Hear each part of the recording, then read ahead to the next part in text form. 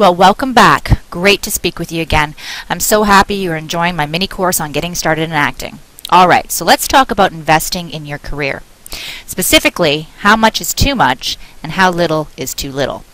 The most important thing you need to understand is that there will be expenses incurred as you work towards your goal as an actor, particularly in the beginning. For an example, an athlete has costs for coaches, housing, equipment, etc. A student going to school to be a doctor has college university costs, books and housing costs.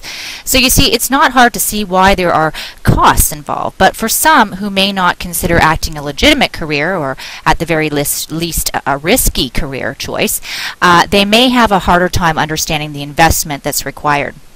But make no mistake, if you are serious about a career in acting, then there is no way around it, okay? And a serious actor understands that being well trained, updating your headshots and your resumes, and marketing and grooming costs are all part of the career itself.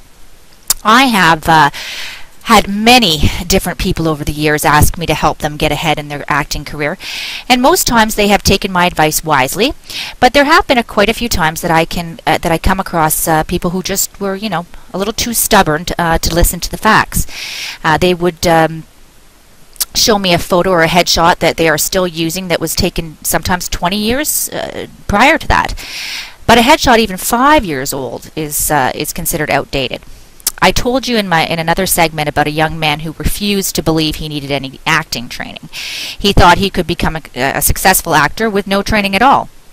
Now, using a 20-year-old headshot and refusing to believe that an actor needs training are pretty extreme examples, but the key point that I'm trying to make is that it can be a tragic mistake to scrimp when it comes to something you are trying to develop as a career, okay?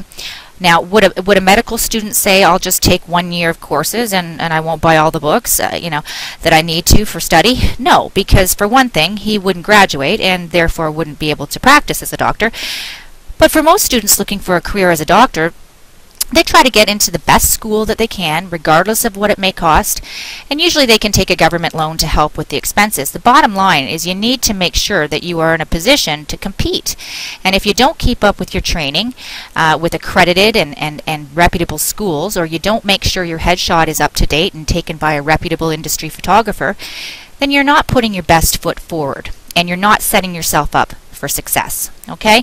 So that being said, there is another side to the coin, and that is spending and investing too much for overpriced and substandard services.